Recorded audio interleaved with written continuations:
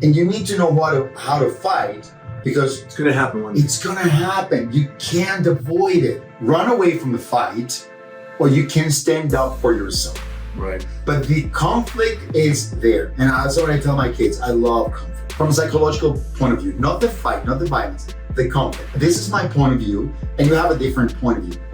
And we're gonna have to discuss and see where we agree and where we disagree and respect each other. But that's a conflict. Hey everybody, how are you? Welcome to another edition of the Pure Motivation Podcast Show. I'm excited today because we have an amazing show. Today, we're taking a different angle.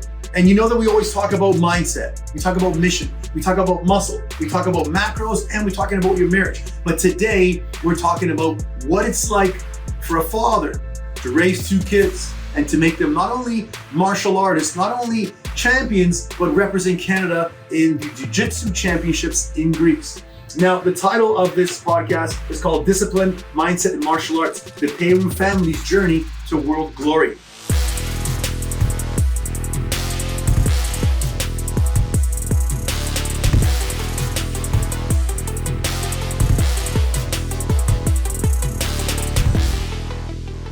I want to thank you guys for coming out. What's up, brother? Hi, thank you for having us. Yeah, man, no worries. It's a pleasure. Thank you. Martino.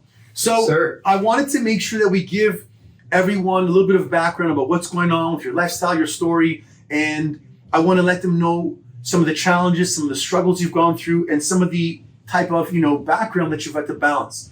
So before we begin talking about these world-class stars, I want to talk about you, and I want to talk about explaining to us some of your background. I know you're a 4th degree black belt martial arts. I know you're a master professor. You're a coach at our studio. You have a martial arts studio as well. But give us some background from Mr. Martin, where you started off from and how you got here. Hi. When it comes to martial arts, I started doing formally martial arts at 8 years old. But my dad is an ex-boxer.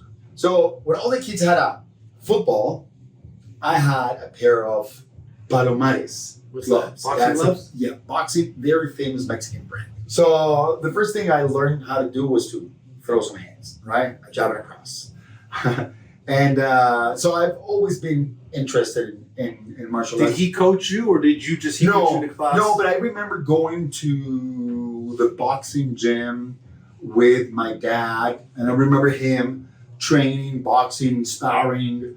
He had a very similar style to Sugar Ray Leonard. He loved Sugar Ray. And he's a lanky, long guy like me, so the jabbing and the thing and the moving around, very similar style.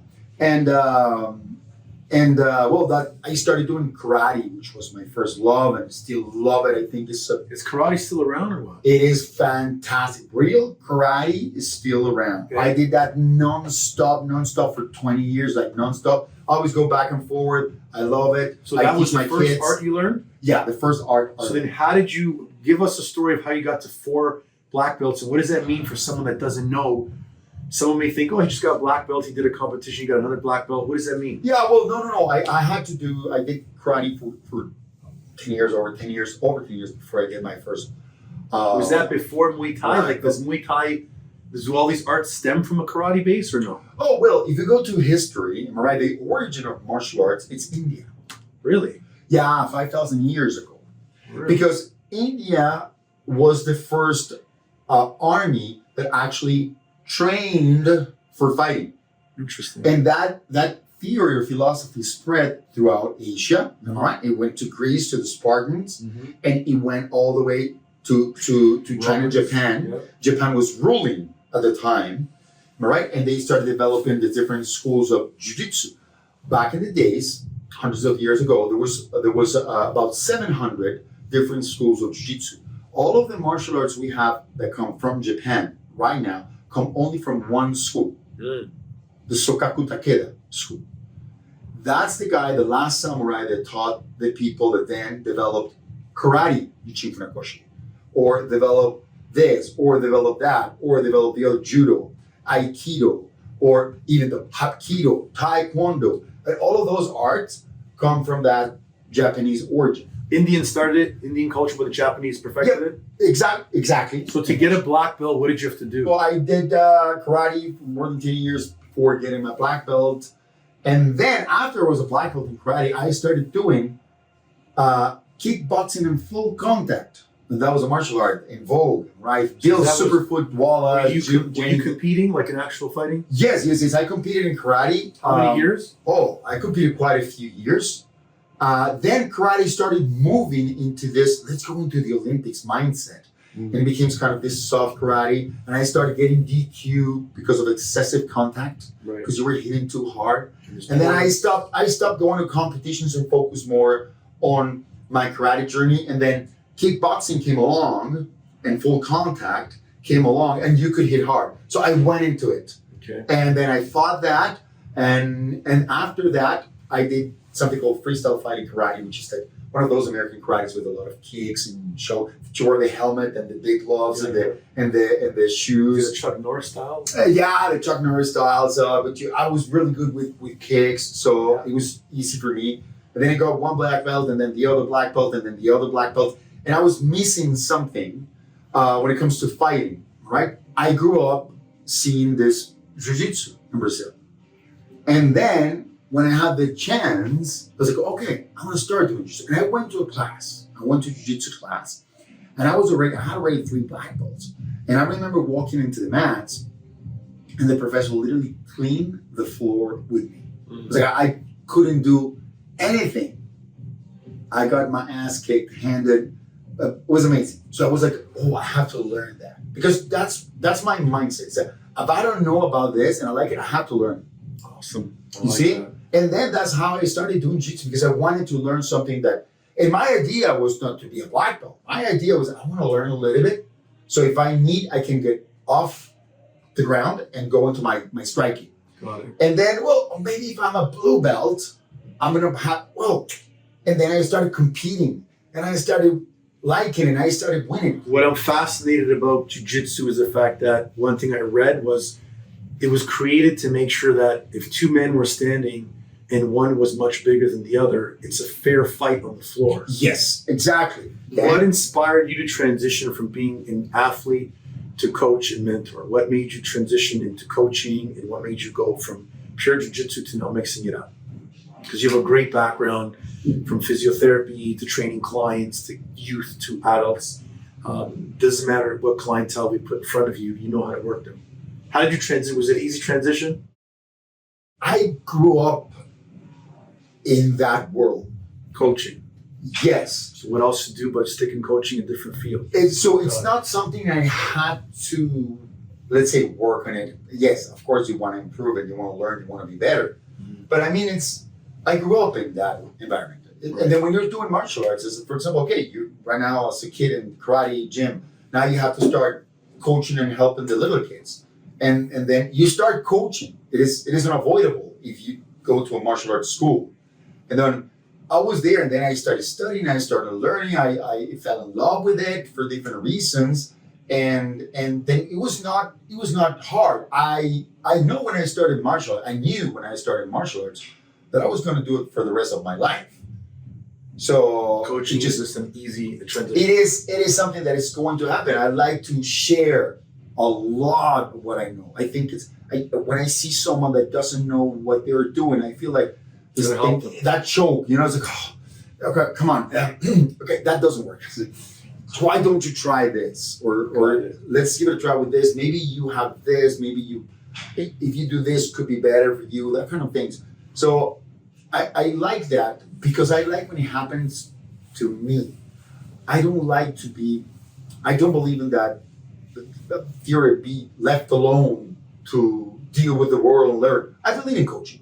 I believe in guidance. I believe in role models. I believe in that.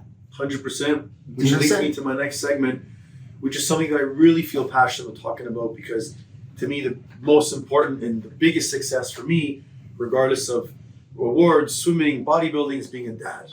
To me, being a dad is the best thing I can have.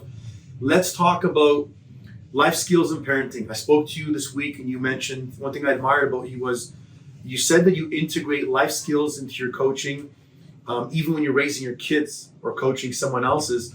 What do you think are the most important life skills that these guys, my kids, all the kids watching should know based on parents? Forget you as a martial artist now.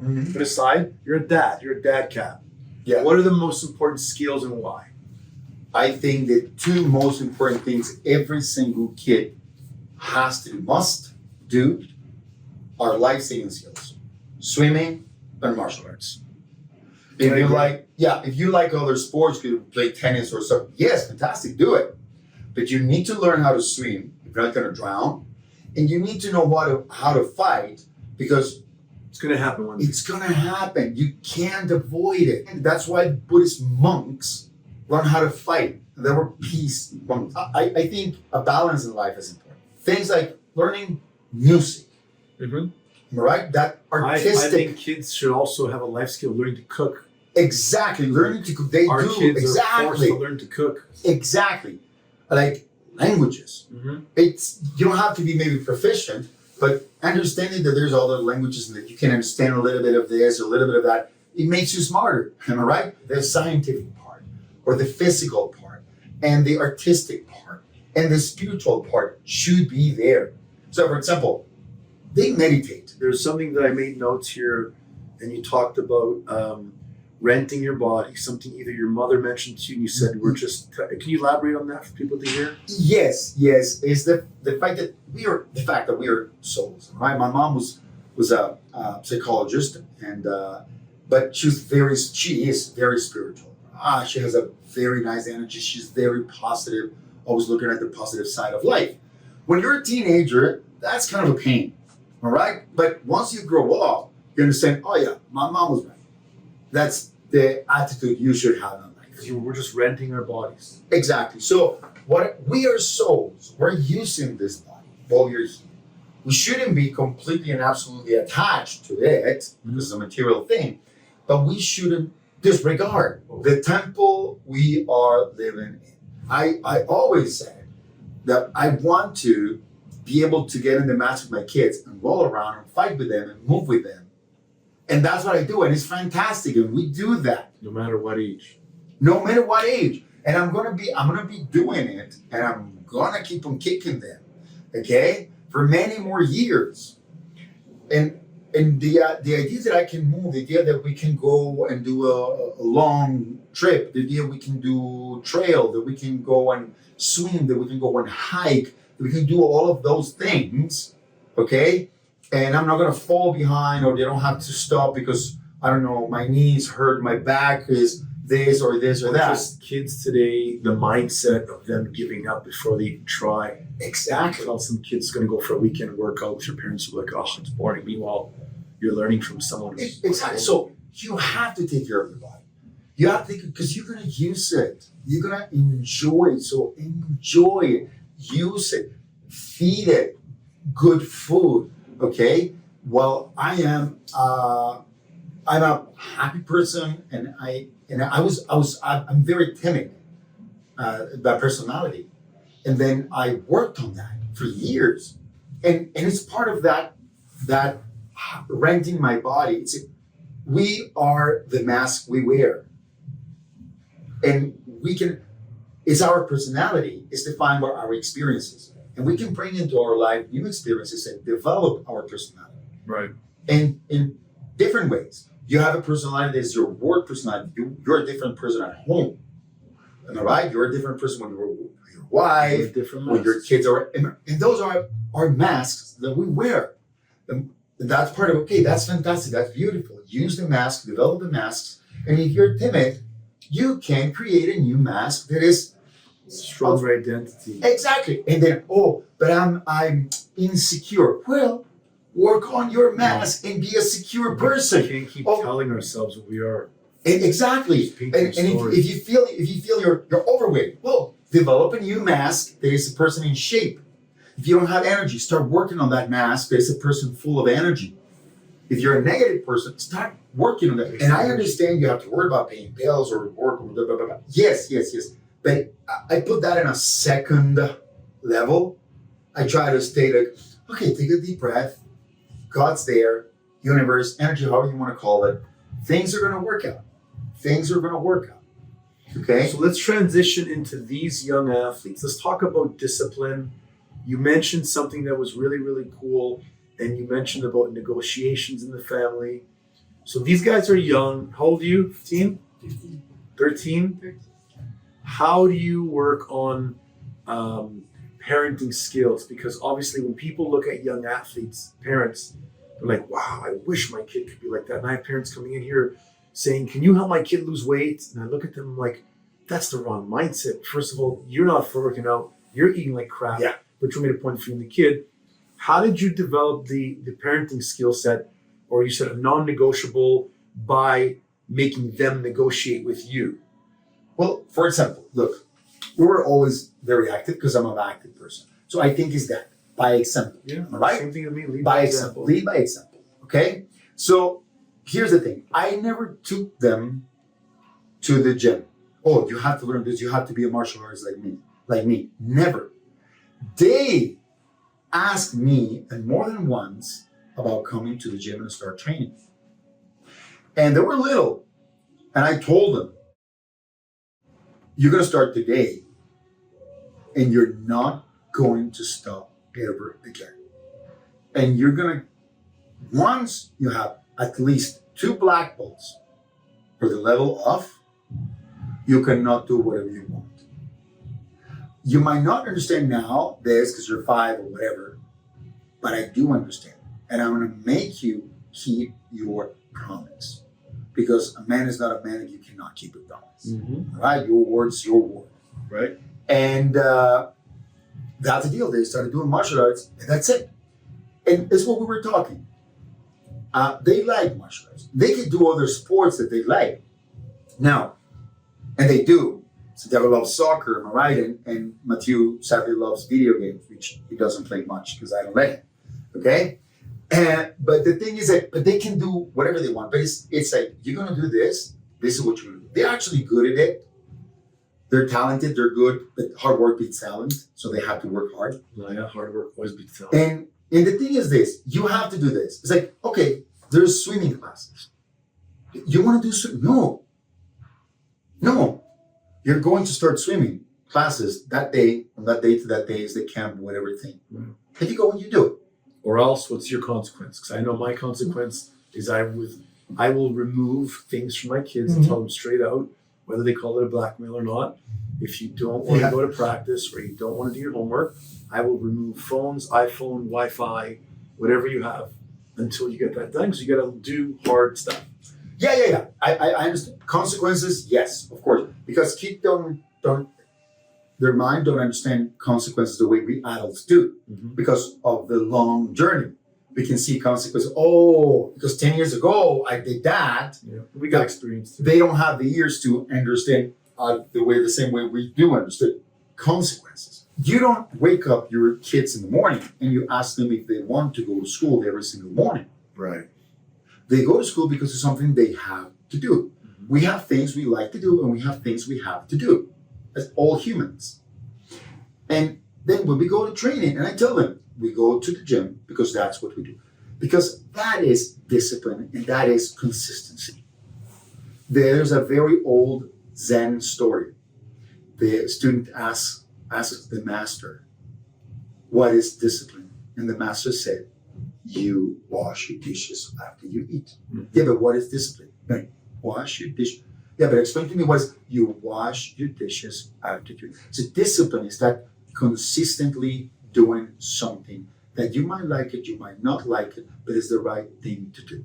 Where are parents failing? I already know, and I've said it many millions of times, of where I think men, let's just say as fathers, are failing. But where do you think, as a coach, as a professional, previous athlete, now having kids for athletes, and speak blunt, where are they failing? Because so many parents come here, and you've trained them, and you've heard them, and they want that success. They want the discipline. They want to, here's $2,000. Okay, now I'm going to get it. Where are they falling apart when it comes to these guys, to kids? We try in this culture to please our kids So they too can much like us. so they can like us. And you know what? Well, first of all, you don't have to like me. Mm-hmm. I love you, Mm-hmm. okay? And I don't even have to love you, okay? But I love you. But my job as a father is to coach you, is to guide you, to help you so you could have a better life, Mm-hmm. or you could have a happy life, and you can be a productive human for yourself first, and often have more opportunities and for than we do. society, and help people, and be a spiritual being, and be all of those things that we talk. All right, I'm gonna guide you. There's some coaching and parenting. I cannot let a kid run around because he's hyperactive. No, it doesn't matter. I was hyperactive and I was into martial arts. Stay there, go 1 knee, some G, and that's how you fix hyperactivity. That's how you fix ADHD and all of that. There's no way my teenage son or your teenage daughter is going to love you. At a point, they're gonna hate us because we are absolutely wrong with everything we do. Like you did with your mom and I did with my mom. It's exactly the same. And then we grow up and we say, oh, thank you. That was fantastic. And look, what we're talking about. My dad, sadly, wasn't as present as I needed in my life. He's a fantastic guy. He's a very smart guy. But he's needing to save the world was bigger than needing to save the family. So he's working always? Not only that, he was always saving the world. He believes in a utopia of a world, and when he was in the army? Yes, he was hands-on into saving the world. Am I right? And he's so imagine he sacrificed a lot of things because he believed in his cause. Okay, it didn't help the family, it didn't help me or my sister, but he was a fantastic guy. And you know what? He was not as present. And thanks to that, I am a present father. So everything I am, I owe to my dad. As a good or a bad example. And you also mentioned when we were talking before was men don't have, and I know this straight from a fact because I grew up from a dysfunctional family. Father left before I was born. Men don't really have as many role models, especially today. Everything's about, you see all these TV shows of, overweight, lazy guys, Al Bundy kind of guys. Their women are type A's and they're just, getting along. It's okay to be this, it's okay to be that. Versus me growing up, it was like, I had Arnold, I had Sly Stallone, Jordan, Tyson. I looked to athletes and, action heroes. And if it wasn't for those guys, I wouldn't have any type of upbringing. So it's nice to hear that even though you did have a father and he wasn't around because he was dealing with stuff, coaches, you mentioned the word, your mentors. Yeah, many times my sensei, right? And other figures like historical figures were mentors, like knowing what Alexander the Great did, or knowing what Julius Caesar did, or knowing that kind of things. Right? It's like, oh wow, that's fantastic. They could accomplish that, and then I can probably get some stuff done. Yes, and understand this. For example, in my case, because I grew up with that spiritual thing, right? I had different type of role models. I had the shamanic role model, the spiritual guy, smoking incense, eating grass kind of role model. And I think that it's something. It's a place. There's a place for me to do that. And I have the tough sensei, and there's a place for that. And I have the intellectual role model that was able to talk to me in very deep conversations. So I know all of that is part of a man. A man is not one thing. It's all of that. It's just knowing when you are playing that game. In the mats, I'm the professor. But at home, I'm the dad. And then last time I'm going to yell at you like I yell to any other kid. Okay, many times they come to you, Papa, no, I'm your professor here. And when we get home, we hug, we watch TV, we kisses, I love you, I tell them I love you not every day, every single time we talk, I tell them I love you. Every night, every morning, they say it back to me. Okay. I think a lot of families don't do that, which is and a lot of dads don't do that because I'm sure you never heard it from your dad, am I right? But I never heard it from my dad because he never heard it from his dad because his dad was a very distant from him, which for sure happened to your dad. But at one point we broke that cycle. And we're present fathers. So we can change. We can draw this new mask as a present father. And we didn't learn. We had no one to learn from. True. But we do our best. And like our moms and our dads that did a lot of mistakes, we're doing a lot of mistakes. And when they grow up, they will see those mistakes. All right? And so as they grow older, I know my mom made mistakes and my dad made mistakes. And at one point I could be angry at them. But also, as I grow older, I am thankful for that. Yeah. You understand? The good and the bad. Exactly. So another role model for me was Jesus Christ. Because I believe in the teachings of Jesus Christ that comes from Buddhism. All right? I think a lot of men today don't look towards getting role models, and they feel that they can handle the stresses. A real man doesn't need this. Yes. A real man doesn't cry. A real man doesn't tell his kids, I'm sorry for doing that to you. I said that quite a lot. I screw up quite a lot, and I have to say I'm sorry quite a lot. Okay? And that's important. That's part of being strong. Right. You're absolutely right. People are like afraid of getting role models or coaches or guidance in things you don't know. Hey, dude, if I don't know, right, please set teach your me. ego aside. It's like I have something to learn from everybody. All right? I came in here, and even though, for example, I knew something about sales, all right? But you're a master at sales. I came here and sat down, shut my mouth, and listened to you. Because that you are an excellent model and example.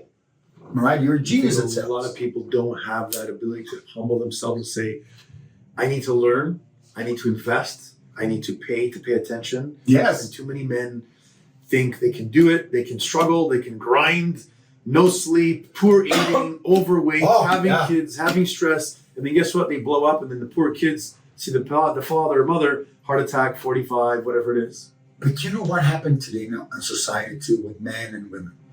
Is that we have this divided society where if I don't agree with you at 100%, then you're not my team. Right. I can't stand it. So, and let's go back 20, 30 years. It's like, you're a cool dude to be at the gym with. So I'm going to be at the gym with you. But when you get out of the gym, you drink a lot. So I'm not going to do that.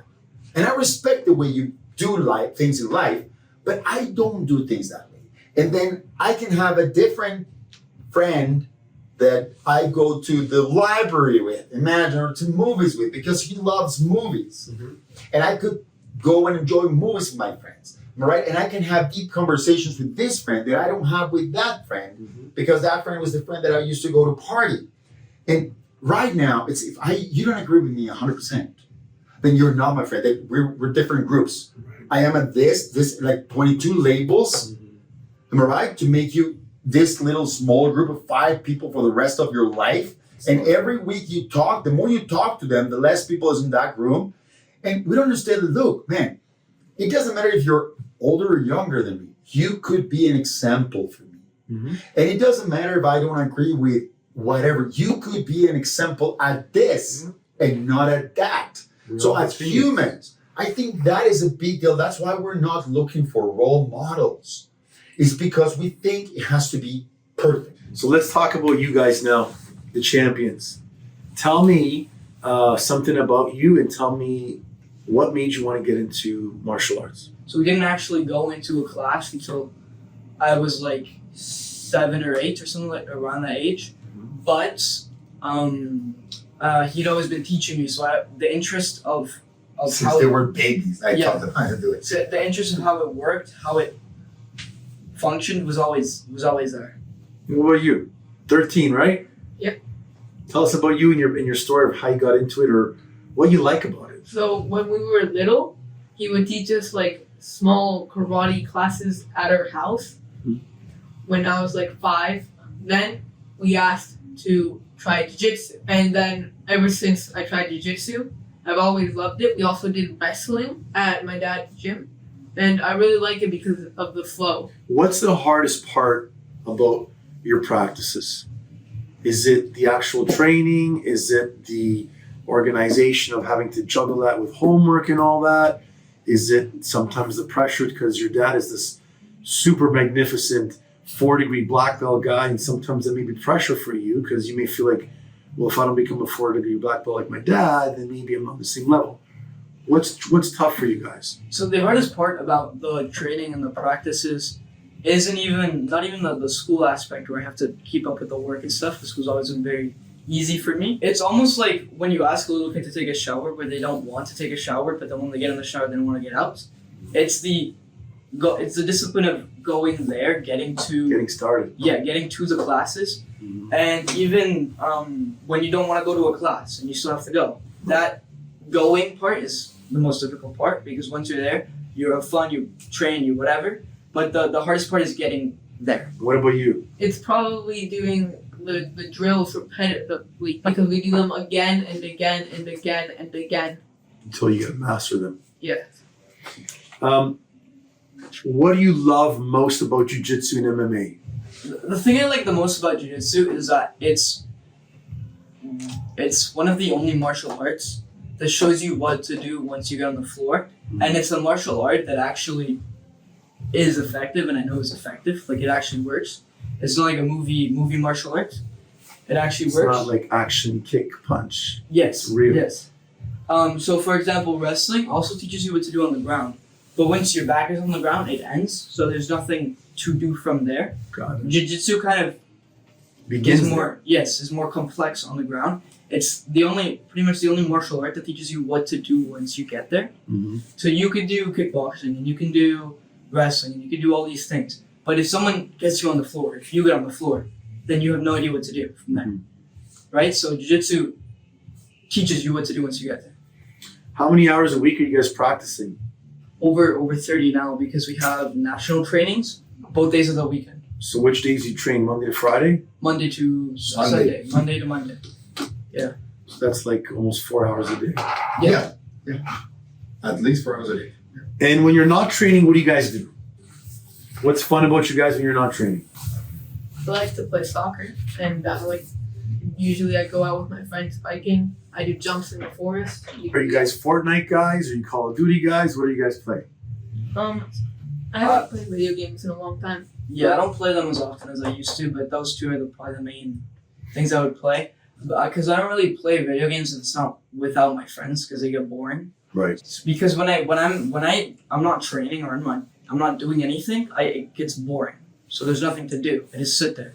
Yeah, I think you guys are way too active to be able to sit and play a game or something like that. Yeah. So getting some physicality in there. Who's harder, your mom or your dad in parenting? Or are they hard in different ways? Well, like different ways, but probably my dad more so. Because of the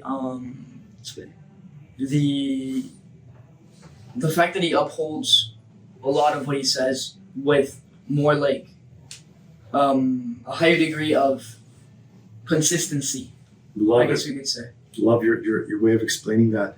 What about training now? So you guys, tell me about some of your background competitions. What have you guys won? Because you're leading up to something big. Well, we won 3-time ADCC champions in Canada. Mm-hmm. Provincial champions. Multiple times in wrestling, provincial champion. Tri-county in wrestling. I don't know what that is, but Just show up and kick ass. There was a Dell likes the most actually is winning. When he wins in person, that's the part he likes the most. So you guys are going to Greece, my favorite place. Yes. You guys are going probably next week. Yep. How do you feel being so young and going to represent Canada and being in another country, and this is going to be your biggest competition? Yeah. How do you feel? Start with you. So definitely like it's a very big thing. I feel very like accomplished, but at the same time there's this aspect of what people don't notice is that people can do more than they think they can. Mm-hmm. Like this wasn't necessarily something that I was 100% of the time having difficulty with achieving, because it's something I like to do. It's something I do consistently. And even the raising the money to go, it's something that once you start doing, you can do, because people can do more than they think they can do. So the launching our website or Instagram page or this and that, we had help from our mom and our dad. They know how to do a lot of that stuff. But It's the I heard you guys did it yourself too. Your yes. Websites We built the website and all of that. good. Are you nervous about going? A bit, but I'm more excited because a really big competition and I want to see how I do because it's not really about winning, it's about learning. If you lose in a competition, for example, you do a mistake, you're never going to do that mistake again because you lost because of that mistake. I love it. I'm hoping you guys are hearing that on the podcast. This is coming from a 13-year-old young man. What's important, and I really love, and when your dad told me about the story, I'm like, damn it, we got to do something not just to help you guys out, not just because it's part of the family, but to me, this is what life is about: raising kids, making them go through challenges. I can guarantee you, you'll be 25 years old one day, and you'll be hit with a big challenge, whether it's work, whether it's life or business, and you'll be like, I've competed, I've got my ass kicked before, I've been in front of people, this is no problem, I can deal with it. And that's what I think the beauty of what your dad and your mom have helped you out with. Do you know your competition if you're fighting? Oh, Or do you care? we don't Really, it's a little stocky. Like I know people who do that, and they like I have a friend who's always messaging me like, "Oh, you're fighting this kid. He does whatever. He's this. He goes to this gym. He does whatever." If I lose because the other person is better than me, there's nothing I can do about that, right? That's completely because of the circumstances of the competition. But so if there's someone who I'm fighting who's better than me and I lose because of that, that's fine. So that's why I try to work on like myself. If I lose because if I do something stupid or I don't try or this and that, then that does affect me. It's not a good way to lose I it. think it affects you in a positive way because you're learning. Yeah. What do you guys want to tell? I know we've done a bunch of questions here. What do you want to tell kids out there that are unhealthy, unhappy? They have this word depression on them. They're not confident. They don't work out. They're going to watch us and be like, oh, well, those are just two lucky kids. Their dad was a coach. What do you want to tell these kids? You start off with you. Well, first of all, work hard because usually when you're unhappy, it's because you haven't found something that you like. When you work hard at something, you begin to love it. Oh, yeah. And you can that's what I'm feeling from you. And you discover, maybe it was not that, but it takes you to a place where you discover something that you like. Right, versus fearing it. Exactly. What about you? What are you telling the kids who are watching? You have to start doing instead of just sitting there. Because a lot of these kids who weigh 300 pounds and they're shorter than me, they're my size, who don't go outside, don't do any sports, they don't do anything. They sit at home and they play video games. And they get home from school and they watch TV. They don't do anything. You just have to start doing. That's what you have to do. Just try something. Try joining a club of sports. One thing, because that can branch out into a lot of different things. If we want to close off, well, first I'd like to thank you guys all for coming. I want to make sure that you guys not only go with the best of luck to compete, but I think you guys are already badass winners, regardless of the outcome, because so many kids your age don't have the mindset you guys do. So you guys are already ahead of the game. And I know that you guys will leave a legacy with your future and what you guys will do with your own kids, because that's so important. Like from dad to kid, he's already happy, even if you guys came with like no medal. He's already happy because you guys have already done so much. I think it's great what you guys are doing. I think you should keep pushing it. And I really think you guys should do a little bit more by speaking up and doing some social posts, because you guys are mini motivators. How can they support your fight? How can they reach out? How can they donate to your program to assist you guys with your fight? So we've launched a website. The website is thepeyrou.com. Peyrou brothers, thepeyrou.com. If you go on that website, we'll sell merch, or you could donate, or we sell grip trainers or decals or stickers to help fund our trip to go to Greece. Mm-hmm. Because in Canada, we don't get a lot of funding, even though the national team supplies us with belts and gis and stuff like that. It's not enough. So yes, so they do help, but it's not enough. We need more. So we've launched the website to start raising money. And we've also launched our social media page, our Instagram, at thepeyrou.com, Yeah. Peyrou. So you can donate directly on our Instagram, our Instagram or our website, or you can buy anything on there. So if you want to support us, that's the best way to do it, directly on the website and by following us on our social media. Well, I think these guys are extraordinary. I think from the father's point of view, taking, world-class athleticism, taking a sport and a passion that he enjoyed, not even forcing it or pushing it upon his kids, having the kids see him, having two young guys like this go through so much and get so much success is amazing for everyone else to see. I'm going to ask that you guys all visit their website. The links will be in the bottom of the show. Travel expenses, flight, food, hotel, all that is crazy expensive. And in this country, we don't have big backings from our government, but we do have great Canadian athletes that we need to support. So at the end of this video, click on the links below, get some t-shirts, get some merch, get some assistance to donate them. When they come back and they win, regardless of their position, you can sit back and say, you know what? I did something really well because I helped these guys out and I'm helping out in the future. That's it. That's all. Hope you guys enjoyed this episode of the Pure Motivation Podcast Show. Remember, when it comes to health and fitness, your attitude is everything. And if you need help and you're struggling, reach out to us. We'll assist you. Take care. See you on the next video.